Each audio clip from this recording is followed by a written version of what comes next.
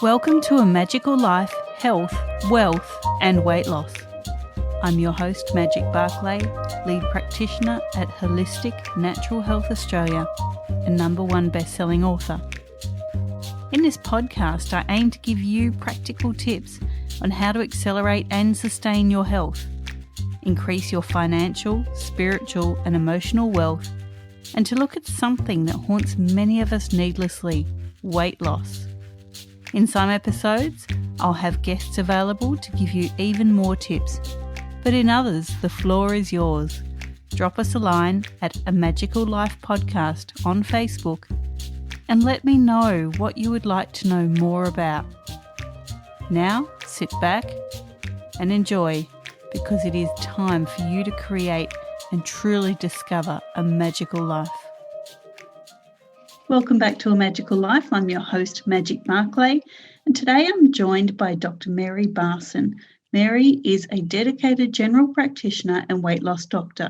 Her passion is to empower people suffering with obesity, who may be overweight or who have metabolic disease, and to heal their metabolism and lose weight sustainably.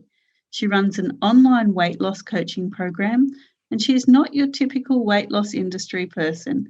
As a polycystic ovarian syndrome or PCOS sufferer, Dr. Mary knows what it is like to be overweight with metabolic disease. She healed her own metabolism using a sensible, real food approach and is now passionate about helping others do the same. Her genius is in combining compassion, psychology, and expert medical knowledge to help people lose weight and heal their bodies sustainably. Dr. Mary possesses both a medical degree and a biochemistry degree. She is a qualified medical hypnosis practitioner and has additional psychological and nutritional training. When not working in the clinic or coaching online, Dr. Mary is chilling out at home with her very cute daughter and lovely partner. She enjoys dancing badly in her kitchen and taking her crazy border collies to the beach. Welcome, Dr. Mary. Oh, thank you so much for having me, Magic. I'm excited to be here. You're welcome. Tell me, border collies. Yes, they are gorgeous. We've got an old girl, bless her, she's 11, and we've got a crazy young pup who's not really a puppy anymore. She's almost 1, and she has been recently just tearing the house apart because we just got her desexed and had to keep her inside. And I think she has chewed absolutely everything that we own. So I'm looking forward to being able to take her back to the beach so she can get her energy out there. That'll be fantastic. Now, dancing badly in the kitchen. What do you dance to? Spotify lists. So mostly I haven't really moved on from the 1990s. Musically, I'm still stuck in that decade. So particularly grunge and hip hop and punk and all of that stuff from my adolescence. Just can't get enough of it. My 8-year-old daughter is slowly dragging me into this century, though. She likes a lot of modern pop music. And it's actually just a really good way to de-stress. It's very powerful. Listening to music and having a dance gives this wonderful buzz of serotonin and dopamine, and it is a great way to kind of bookend the day before we start the bedtime routine. I love that. That is so cool. Well done. Now, welcome to the podcast. We talk about a few things here, and of course, probably the overarching thing is weight loss, which we'll get to. But first of all, Dr. Mary, what can your expertise do to accelerate health? When we talk health, we're talking not just the physical, but the spiritual and emotional. Yeah, such a wonderful question. And I love that you talk about health as opposed to, just weight loss, because it really is all about health. For me, health is addressing both the physiology, the physiological causes behind chronic disease, behind obesity, diabetes, fatty liver, polycystic ovarian syndrome, whatever it is that people are suffering. And my area of expertise in particular is the metabolic diseases. People who've got metabolic syndrome and metabolic diseases, heart disease, among them. So it's about the physiology, addressing the hormonal cause behind why people gain weight in the first place, why people get metabolic disease. And you do that with real food, with real food and good nutrition. And it's also critically about addressing the mindset. And mindset is not willpower. That's absolutely not what I'm talking about. I'm talking about the psychology of positive change. And an enormous part of that is compassion, self-compassion. Self-compassion needs to be the centre stage of all that we do. We were talking a little bit off air about weight loss and the need, as you said, to be self-compassionate, but to really understand that every step along your journey is just a step. It's not the destination. And certainly out in the media and in the general world, we hear so much about dress sizes and, numbers on a scale. What do you think is more important for the listeners to really focus on during their weight loss? I love celebrating the power of progress. So to achieve our health goals, whatever they might be, and your health goal, a person's health goal might be to reverse their diabetes, to reverse their fatty liver, to heal their polycystic ovarian syndromes, to normalize their periods so that they can get pregnant. It might be a weight goal, and that is really common. People like, I want to lose 30 kilos, I want to lose 40 kilos. And I think having those long-term goals are extremely important. And with the right advice, like the right nutritional advice that aims at healing the metabolic causes, you can definitely get there.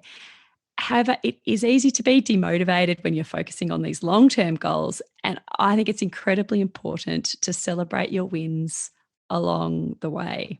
Every time that you make the healthful choice, that you walk past the biscuits in the tea room, or you go for a walk to deal with, a really stressful day rather than eating an entire tub of Ben and Jerry's. When you make healthful choices, you should really celebrate those. I think that's really, really important. And I think another important part to that fabulous question you asked me is that weight is not the end all be all. It is important in that it is important to be healthy and metabolically well. And I will discuss what I mean about metabolically well in a moment. However, it is possible to actually be quite healthy and not have a BMI of 24 or less. People can have a higher body mass index and still be healthy. It's really about the metabolic health. So I myself am a size of 14 to 16. I'm not, what would be considered, a aesthetically perfect body shape. However, my body is really healthy, and it hasn't always been. I used to have polycystic ovarian syndrome and fatty liver and elevated insulin. And now I've got perfectly healthy, normal liver. My PCOS symptoms have completely gone into remission, totally normal now. And this body is actually really well and feels good and can do lots of stuff and feel strong and healthy, which is great, whilst being this size sort of 14 to 16. And that's fine. Like, I really am very much okay with that. And indeed, when I'm sitting across from a patient in my general practice clinic, or when I'm dealing with people with our online programs in real life medicine, I'm far more interested in their wellness and their metabolic health and how they feel than I am about their weight. To me, weight loss is basically a pleasant side effect of healing your metabolism and improving your health. And what I mean about metabolic disease, I think that's important because I'm throwing this term around a lot, is really for most people who are overweight, The cause behind this imbalance is imbalanced metabolic hormones, most specifically insulin and insulin resistance. Insulin resistance is at the cause of weight gain for many, many, many, almost all people who suffer with their, with weight issues. And how you can lower insulin and heal your metabolism is with a real food diet, and particularly a lower carb real food diet. And that's what we do at Real Life Medicine. We address the nutrition and the all important psychology behind it. I love that. That's absolutely fantastic. And you mentioned about the big goals like losing 30 kilos. And I often say to my own coaching clients, and previously when I had a gym, if you don't hit that 30 kilo goal, but you get to 28, have you failed? And they go, oh, but it's not 30 kilos. Okay, but 28's pretty damn good. I mean, that's half a person. So we really need to be mindful that it's great to set these lofty goals, but they're just a guide. They're not the be all and end all, as you said. Absolutely. And it's so critical to focus on your progress along the way. As a doctor, one of my absolute favorite things about working in this area of metabolic health that I do is non-alcoholic fatty liver disease. I don't like non-alcoholic fatty liver disease. It's a terrible illness and it's incredibly common. About a third of all Australians have got this often silent illness. Non-alcoholic fatty liver disease is caused by having elevated insulin and insulin resistance when people are eating like a standard Australian diet or a high carb diet. And one thing that I absolutely love about my job is that when people transition to real food, particularly low carb real food, is that their fatty liver, which is quite a dangerous condition, resolves in like immediately, like days to weeks. And that is an incredible win for people's health, wellness, longevity. The fact that they have healed their body really quickly by normalizing this liver inflammatory disease. And it happens in a few weeks. That's an incredibly important win to celebrate. And of course, not everybody is getting blood tests to test if they have fatty liver and if their fatty liver is resolving. But it's an incredibly important win that happens really, really quickly when people transition to, a healthy lifestyle. They can go from having a really potentially dangerous condition with their liver to it being completely gone. And this can happen sometimes before people even lose a kilo. So it really is about a holistic health journey is what we need to embrace, and embrace every positive step along the way, and not just focus on an arbitrary number on the cold scales on our bathroom floor. Totally. And I love that you talk about the liver and the health of that. So many people don't know how unwell their livers are. And they seem almost surprised when the blood sugars aren't right, or they're not metabolizing B vitamins, or, they just feel that CFS, chronic fatigue syndrome kind of symptomology. And yet they've never addressed their liver. The liver is an incredible organ. It's an incredibly forgiving organ. If we just stop taking away whatever is badgering it, whatever the toxins are, it will heal itself incredibly quickly. And yes, it is an incredibly important organ. It does so much for us. It is the workhorse of the body, our lovely livers. And it is really common. As I said, the studies are done recently looking at like a full third, 28.4% of Australian adults have got this disease called non-alcoholic fatty liver disease, and most of them don't know it. It is a silent epidemic.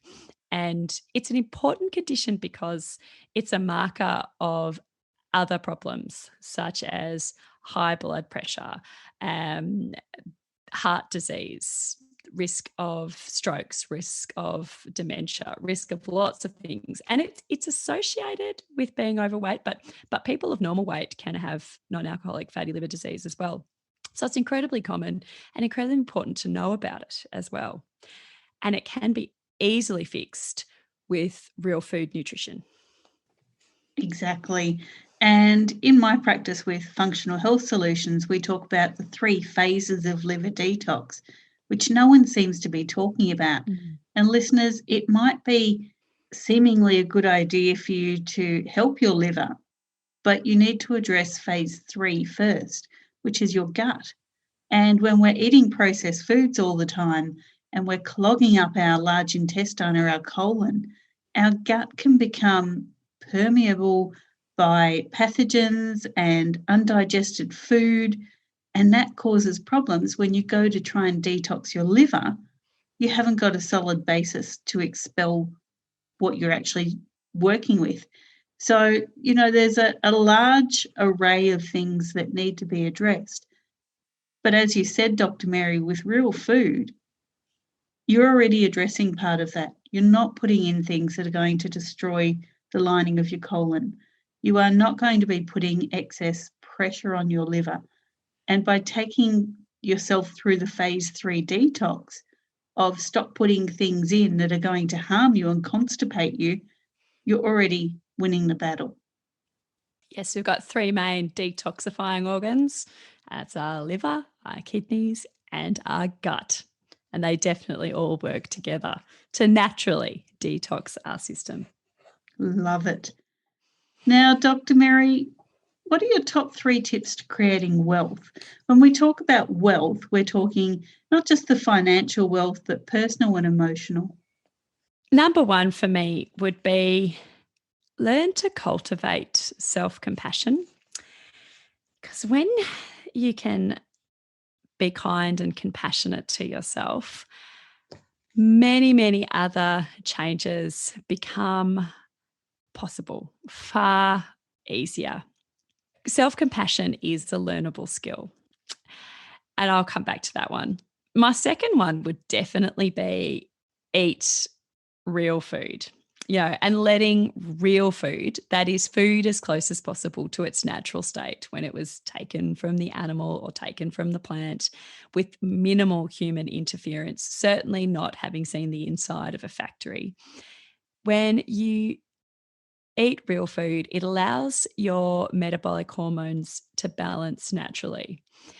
In a very real sense, food is medicine, and it is either going to be the most powerful medicine you eat or the slowest and most insidious of poisons.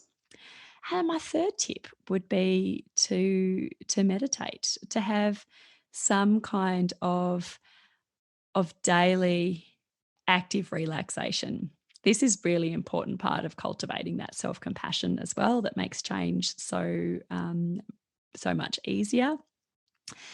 And meditation, it can be 3 minutes a day, honestly. 3 minutes of mindful breathing, if that's your thing, is enough to sort of allow profound changes in our health and wellness over the long run. Dr. Mary, self-compassion, is there a framework or are there steps or building blocks that people need to look for? There is. There's actually quite a lot of science behind this, surprisingly. The Stanford University in particular has got a centre of compassion where they do lots of they study the science of self-compassion, which I love. And yes, there is. There's 3 main steps to be able to cultivate self-compassion. And when you can view yourself with compassion and kindness, you don't need to hate and berate yourself for every slip up that happens along the way, but you also don't need to just continue on with unhealthy habits in numb denial. It allows you to walk this medium path between self-beration and numb denial. So the 3 main steps that are all doable for everybody is, the first one is to be kind to yourself. This actually can be really difficult for some people. being kind to yourself. So let's talk about if somebody is on a healthy eating plan because they want to heal their metabolism and lose weight and get well and reverse diabetes, whatever their goal is.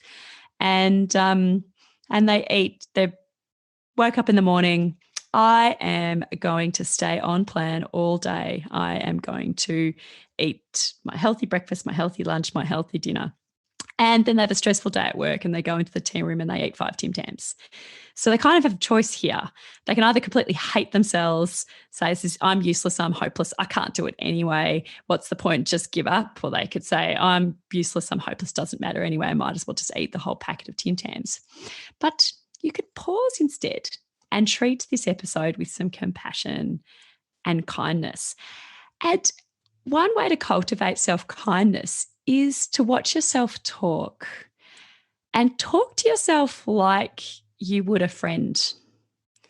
So would you scream at a friend and say, you bloody idiot, I know you couldn't do this. I know that you're hopeless. This is just proof of how completely useless you are. Or, would you perhaps say something a bit kinder to your friend? And imagine talking to a friend when you're talking yourself through this.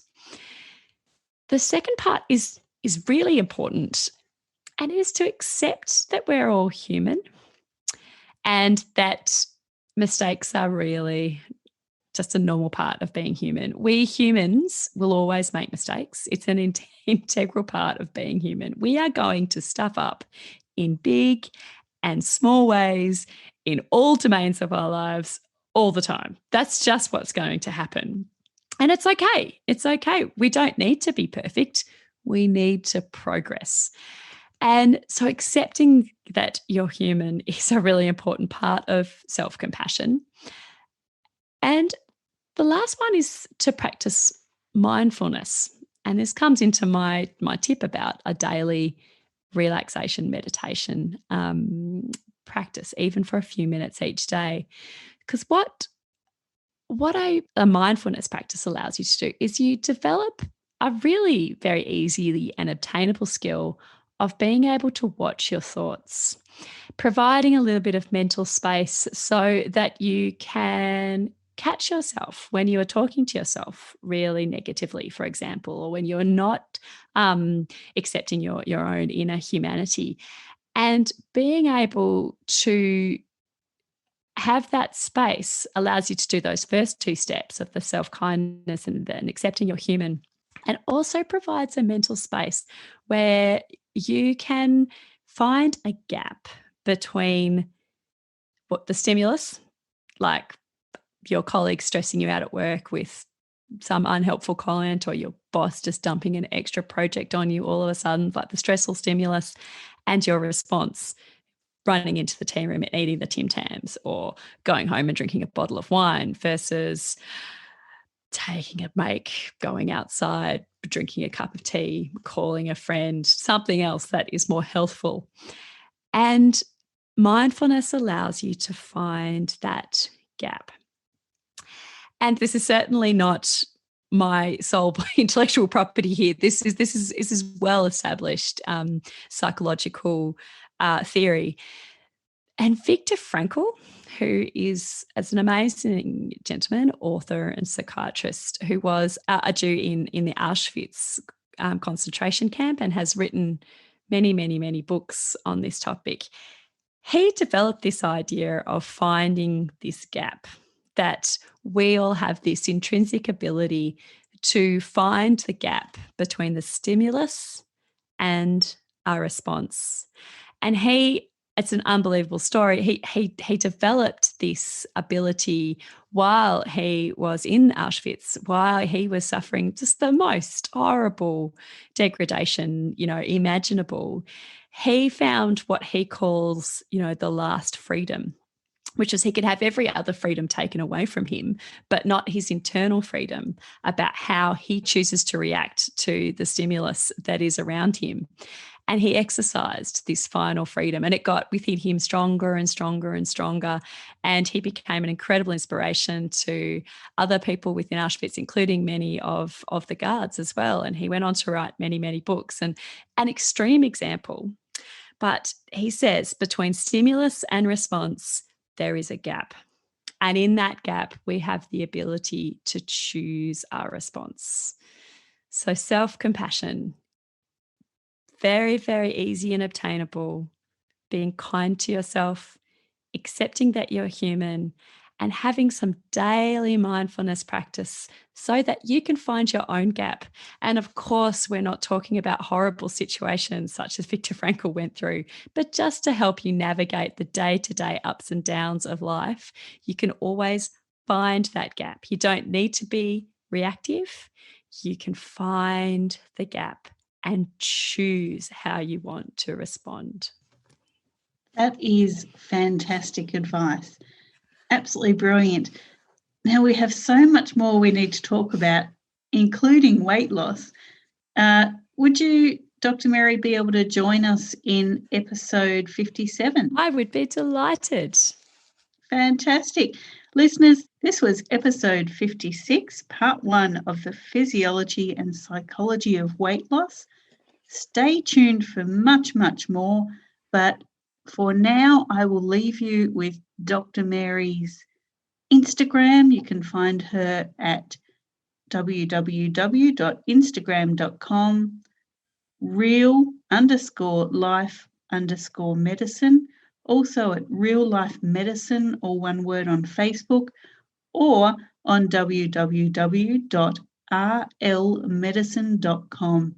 Dr. Mary, thank you for today, and we will speak to you more in episode 57. Thank you. I can't wait. Thanks for listening today. Please subscribe to hear future episodes, leave a review, and share this podcast. You can follow us on Facebook at A Magical Life Podcast or at Holistic Natural Health Australia. That's holistic with a W. You can find us on Instagram at Holistic Natural Health or at www.holisticnaturalhealth.com.au. That's where you'll access all sorts of articles, freebies, and more.